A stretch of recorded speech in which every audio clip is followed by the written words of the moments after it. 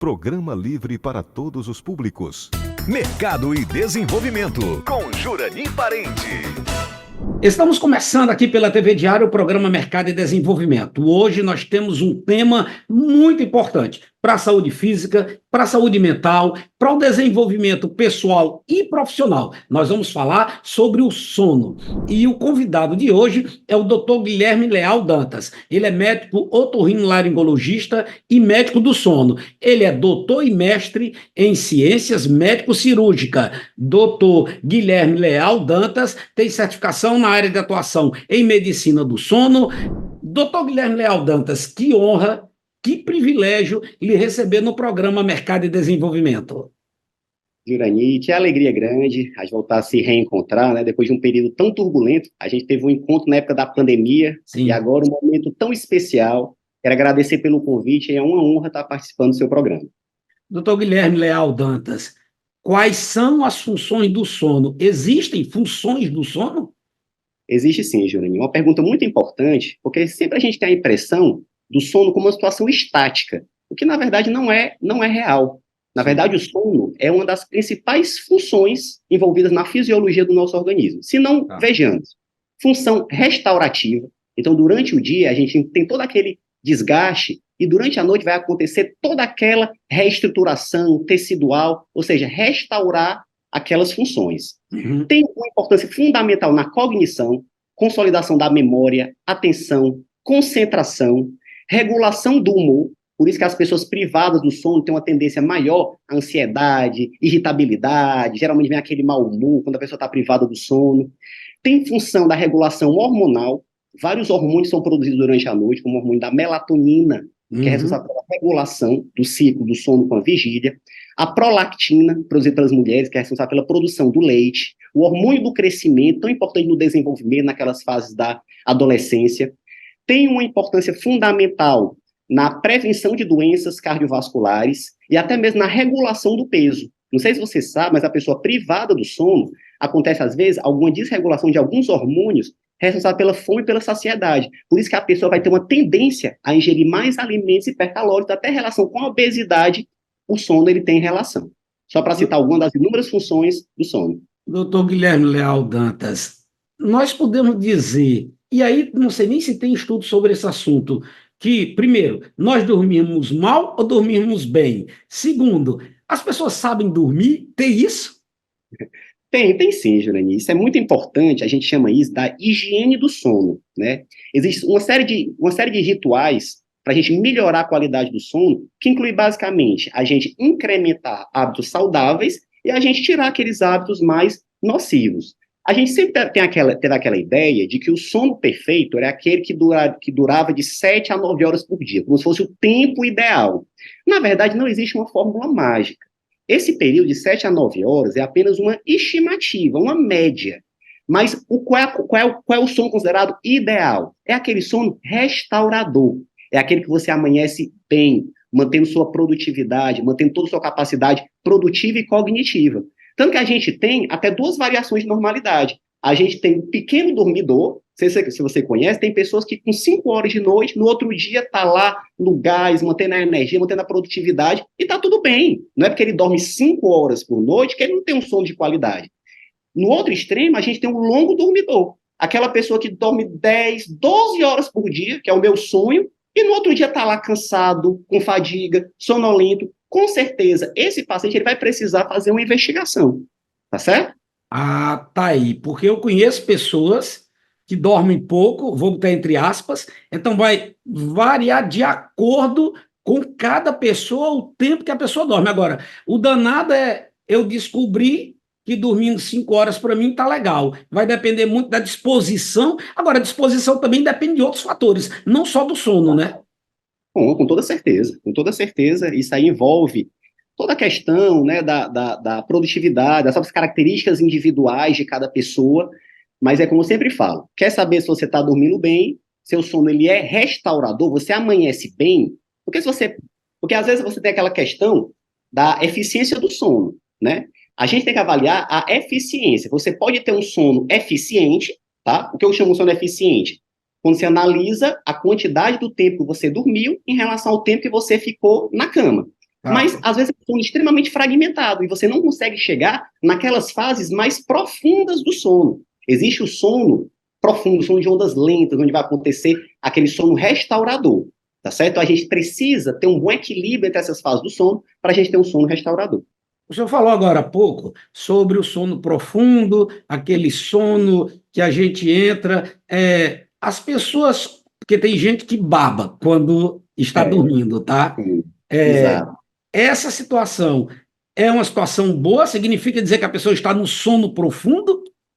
Jurani, isso aí não necessariamente. A pessoa Ah, pode babar durante a noite, pode acontecer no sono mais profundo, mas não necessariamente. Aí eu tá, aproveito a oportunidade para esclarecer um pouquinho sobre as fases do sono, certo? A tá, gente tem basicamente o sono não REM e o sono REM. hein, tá, O sono não REM, ele tem basicamente três estágios. O estágio N1, que é aquele quando você está acordado e está no primeiro momento do sono, aquele na transição entre acordado, dormindo. Aí você tem o estágio N2, que já é uma fase um pouco mais profunda, e tem o sono N3, que é a fase do sono profundo, das ondas lentas, onde você vai ter a lentificação das ondas cerebrais, onde a gente vai ter aquele sono restaurador, onde vai atuar o sistema linfático. O sistema linfático é aquele sistema responsável pela desintoxicação. Então, ele vai limpar tudo que está na nossa cabeça, vai organizar as informações, onde vai preparar aquele sono mais restaurador, o sono profundo. E, por outro lado, tem o sono REM. O sono REM é uma fase de intensa atividade cerebral, é uma fase que você vai ter um movimento ocular rápido e uma total atonia muscular, tá?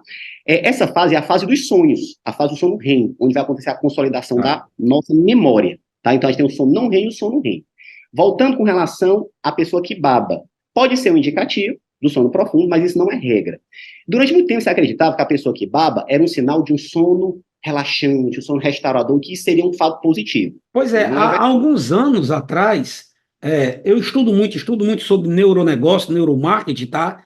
E há alguns anos, não sei quantos anos, em uma das situações que eu li, eu não lembro qual é a fonte, tá? Porque eu leio muito, falava justamente do babá. Você vê como muda, como as coisas mudam, né?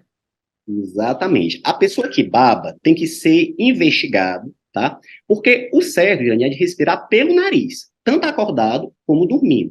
Tá. Através da respiração pelo nariz, o ar vai ser filtrado, vai ser aquecido, vai ser umidificado. Se a gente está babando, é um indicativo que a gente está mantendo uma respiração bucal. Então, tem que ser investigado se tem algum fator obstrutivo nasal, ou um desvio de septo, ou uma hipertrofia de cornetos. Então, assim, babar não necessariamente vai ser indicativo de uma coisa positiva. Pelo contrário, essa pessoa tem que ser investigada, avaliar como é que está a perviedade da via respiratória. Tá O senhor bom? Pode ser falou em, indicativo.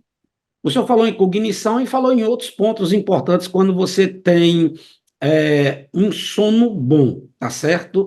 Para o mercado de trabalho, para essa vida que nós vivemos de alto nível de cobrança, a gente com a gente mesmo, o mercado com os profissionais, é normal, tá? As entregas que nós temos que fazer, mais do que nunca, eu acredito que seja importante que as pessoas tenham consciência o quão o sono pode contribuir para o desenvolvimento pessoal e profissional, doutor Guilherme Leal Dantas. Dani, eu concordo plenamente com o que você falou. Até saindo um pouquinho do espectro da medicina do sono, eu acho que o ser humano ele tem 4 pilares básicos da vida: alimentação, atividade física, espiritualidade e o sono. Sim. O sono. Olha que interessante, Jurani. Toda a capacidade cognitiva, a concentração, a memória, a produtividade, a questão do humor, a pessoa ela tem que ter uma energia boa, tem que estar bem, né, com sua mente. E nesse quesito, o sono vai ser fundamental, né?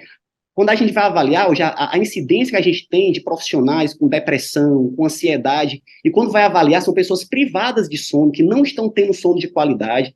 A informação, o tempo todo a gente é bombardeado por informações, influência de telas, influência da tecnologia. Então, a Sim. tecnologia tem o seu lado positivo, né, sem dúvida, revolucionou a nossa vida como ser humano, mas tem todo esse lado negativo, né, tem esse lado obscuro, né, que acaba interferindo a performance do trabalhador como um todo.